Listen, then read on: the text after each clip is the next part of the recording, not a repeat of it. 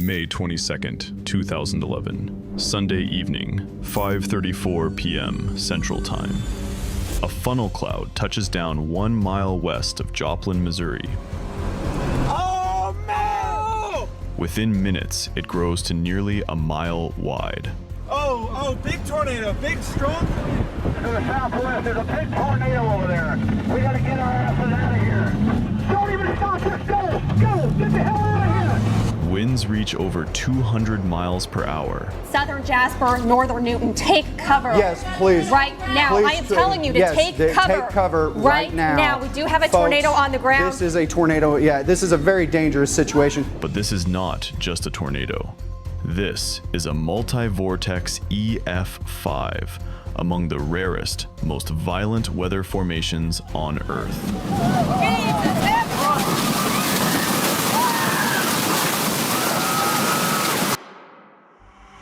This is the story of the deadliest tornado in modern U.S. history and the costliest ever recorded. Joplin sits in the southwest corner of Missouri, right where the state meets Kansas and Oklahoma. About 50,000 people. Once a mining town, now a quiet, middle-class city. Churches on every other corner. 2 big hospitals. A high school that just graduated its senior class that afternoon. May 22nd was a perfect Sunday. Warm, bright, the kind of day people sit on their porches. By late afternoon, the air felt different. Storm chasers had been tracking a supercell building south of town for hours. The National Weather Service had issued a tornado watch. But this is southwest Missouri. People here grow up with tornadoes. Sirens go off, and most folks keep doing what they're doing. Tornado fatigue is real. At 5:17 p.m., the official tornado warning went out. At 5:31 p.m., the sirens started. 3 minutes later, the tornado was on the ground. For most of Joplin, that was all the warning they got. The supercell that produced the Joplin tornado wasn't unusually fierce on radar. Just one cell in a much larger outbreak rolling across the Midwest that week. From May 21st through May 26th, more than 180 tornadoes would touch down across the central United States. But this one would be different. At 5:34 p.m., a wall cloud lowered just west of Joplin. The first funnel touched the ground. Forward speed, about 20 miles per hour. Then something rare happened. Oh, no! Keep going. Keep going. Watch out, it's a big multi-vortex. I see. We're getting closer. We're gonna get closer. Power flash. We are going. All right, stop! It's right to the field. We are going to get closer. The tornado began to broaden, faster than meteorologists had ever seen in real time. Oh my gosh! Oh, big tornado, big, strong. Inside the main vortex, smaller suction vortices started spinning. Each one its own miniature tornado, rotating around the parent circulation. This is what makes a multi-vortex EF5 so dangerous. The wind speeds in those inner vortices can be 50 to 100 miles per hour higher than the parent storm. Within 3 minutes of touchdown, the tornado was rated EF4. Within 5 minutes, it was EF5. The highest possible rating on the enhanced Fujita scale. Yeah, I just saw there's a big tornado coming right through this town. Big tool. There's a big monster on the way. Anyways. Winds over 200 miles per hour. Peak width, nearly a mile. This is what scientists call a wedge tornado. Wider than it is tall. There's no funnel shape visible. Just a wall of black moving across the ground. And it was moving directly toward downtown Joplin. To the southwest, there's a big tornado over there. We gotta get our asses out of here. Okay, rain comes right down the west. Don't even stop, just go! Go! Get the hell out of here! Oh shit! God damn it!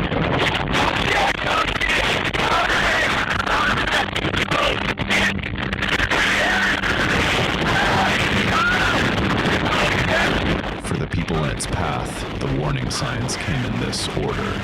First, the sky turned dark green. that sickly emerald color that storm spotters dread. Then the wind dropped completely. Stillness. Then a sound nobody who survived ever forgets. Is that a train? You know what? I don't know. Cause that don't sound like a train. That don't sound like a freaking train. Get in here. Witnesses described it the same way storm survivors have always described it. A freight train. A jet engine. The end of the world coming on rails. Sounds like a freaking freight train. Will Norton heard it from inside his Hummer. He was 18 years old. 3 hours earlier, he had walked across the stage at Joplin High School and accepted his diploma. He had tweeted, "I'm graduating today." He was a young filmmaker with a real following on YouTube. Today, I nearly died. I wake up this morning and it is storming like crazy. I can hear the hail on the roof. I look out my window. The pool is going crazy because there's so much water flowing into it. The trees are crazy. It's still pitch dark outside and it's like 7:20. Anyway, I made it safely home and I think I'm just gonna go take a nap for the rest of my life because I didn't die. Oh my gosh, I'm done. I am done. I'm never driving in weather again, ever. Bye guys. And in a few weeks, he was supposed to fly to California to start film school at Chapman University. His father, Mark, was driving him home from a family graduation dinner. They turned onto a side road. The tornado was right there. The first thing the tornado did was kill the power. Then it started killing people. At Schifferdecker Avenue, it reached peak intensity. Houses didn't just lose roofs, they were stripped from their foundations down to the slab. Pavement scoured. Cars thrown a quarter mile. Will Norton's family was still on the phone with him when the tornado hit the Hummer. His sister was at home. His mother was screaming through the speaker. His father was in the passenger seat next to him. The wind ripped the sunroof open and started pulling Will out of the car. His father, Mark, grabbed his son's legs. He held on as long as a human being could hold on. He broke his own arm doing it.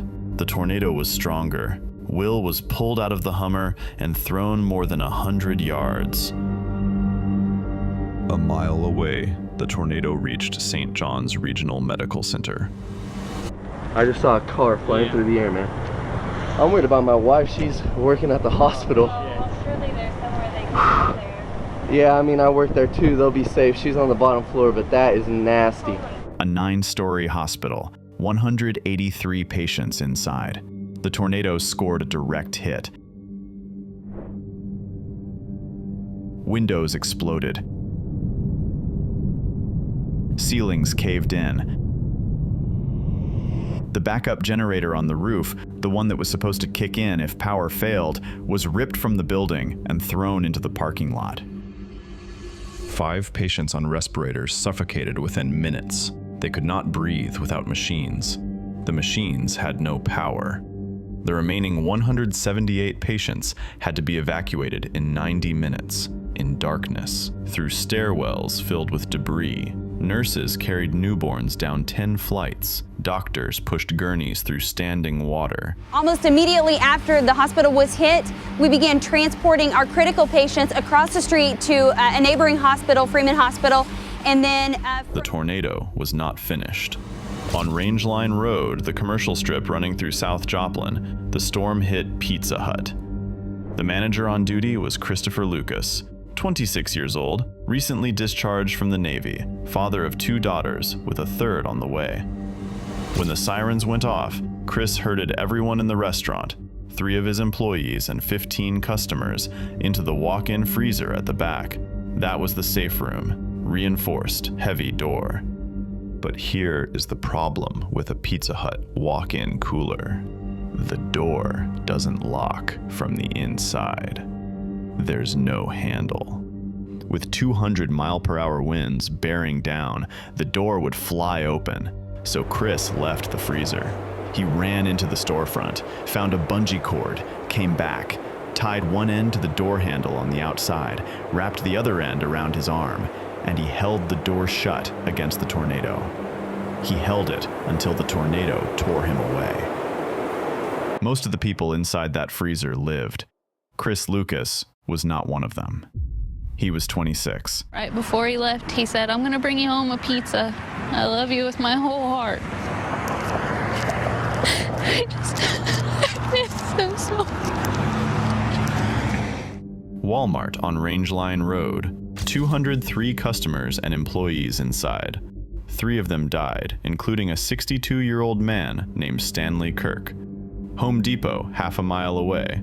Engineers had used tilt-up concrete construction.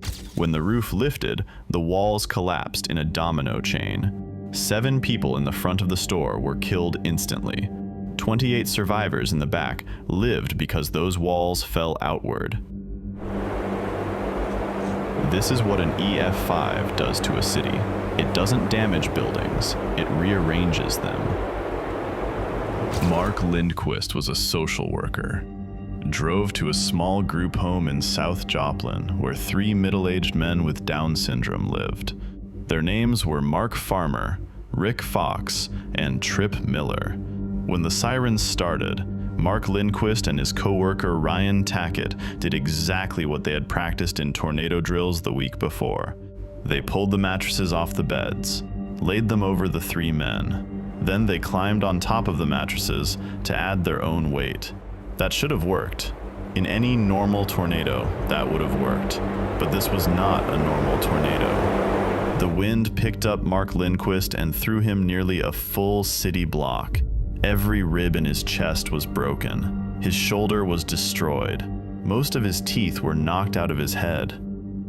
He spent 2 months in a coma. When he finally woke up, his family had to tell him that Mark Farmer, Rick Fox, and Trip Miller had not survived. The mattresses were not enough. When the tornado dissipated at 6:12 p.m., Joplin had been on the ground for 38 minutes. The final death toll, 161 confirmed killed, 1,150 wounded, nearly 8,000 buildings damaged, over 4,000 homes destroyed, $2.8 billion in damage. That number, 2.8 billion, makes Joplin the costliest single tornado in the history of the United States. The 161 deaths make it the deadliest single tornado in this country in nearly 60 years. It looks down below like a war was raged here Sunday night. Somehow this storm basically came through and carpet bombed an entire section of this city.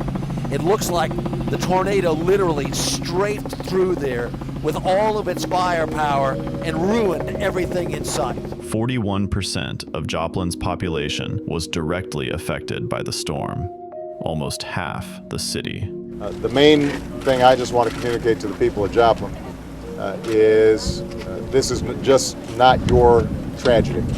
This is a national tragedy, and that means there will be a national response. A week later, President Obama spoke at the memorial service.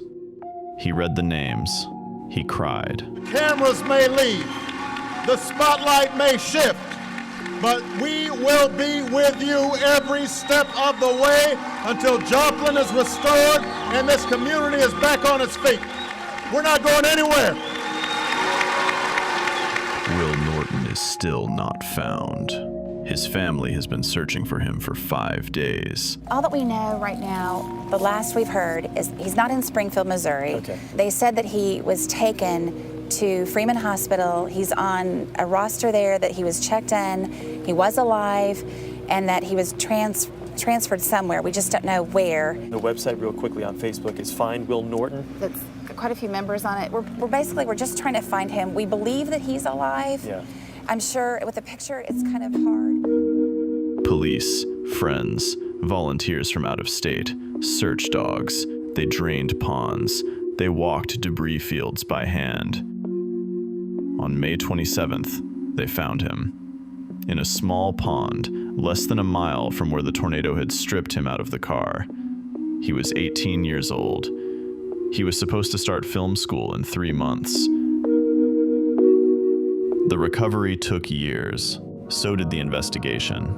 The National Institute of Standards and Technology launched a full study of the tornado, the agency's first ever tornado investigation. What it found changed how the country understood the disaster. More than 8 in 10 of the people who died in Joplin had not been killed by the wind itself. They were killed by the buildings around them failing. The stores, the homes, the hospital. A tornado this violent is survivable, but only inside a structure actually built to survive it. Almost nothing in Joplin's path had been. That finding rewrote the rules. New schools and hospitals are now built with hardened shelter space. The reason is Joplin. If we do have another event like we had, we will be able to maintain operation of this facility and not have to close it and evacuate patients. Joplin itself came back. The Pizza Hut on Rangeline Road was rebuilt with a memorial bench out front for Chris Lucas. Mark Lindquist recovered slowly. He still walks with a limp, and he still works as a social worker. Will Norton's family started a foundation in his name that built the Will Norton Miracle Field for athletes with disabilities. The tornado was on the ground for 38 minutes. What it taught the country is still being built into the walls.